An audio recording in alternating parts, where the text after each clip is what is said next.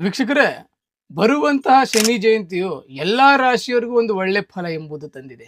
ಆದರೆ ಈ ಎರಡು ರಾಶಿಯವರಿಗೆ ಒಂಥರ ಅಶುಭ ಫಲ ಎಂಬುದು ತಂದಿದೆ. ಆ ಅಶುಭ ಫಲ ಏನು? ಆ ಅಶುಭ ಫಲ ಹೊಂದಿರುವಂತಹ ರಾಶಿಗಳು ಯಾವುದು? ಎಲ್ಲವೂ ಸಹ ಈ ವಿಡಿಯೋದಲ್ಲಿ ನಿಮಗೆ ತಿಳಿಸಿ ಕೊಡ್ತೇನಂತೆ.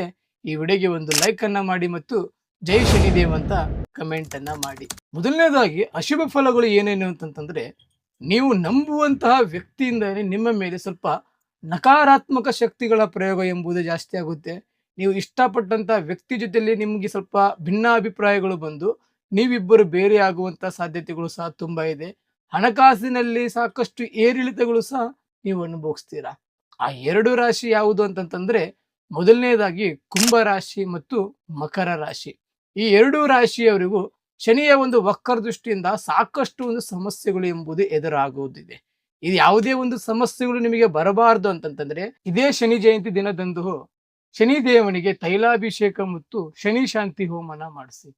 ಈ ಎರಡು ಕಾರ್ಯ ನೀವು ಮಾಡುವುದರಿಂದ ಶನಿಯ ವಕ್ರದೃಷ್ಟಿ ಎಂಬುದು ಎಲ್ಲವೂ ಸಹ ದೂರ ಆಗುತ್ತೆ. ನಿಮಗೂ ಸಹ ಒಂದು ಶುಭ ಫಲ ಎಂಬುದು ಸಿಗುತ್ತೆ. ಇನ್ನು ನಿಮ್ಮ ಜೀವನದಲ್ಲಿ ಬೇರೆ ಏನಾದರೂ ಸಮಸ್ಯೆಗಳು ಇತ್ತಂತಂದ್ರೆ ಈ ಕೆಳಕಂಡ ನಂಬರ್ಗೆ ಕರೆ ಮಾಡಿ.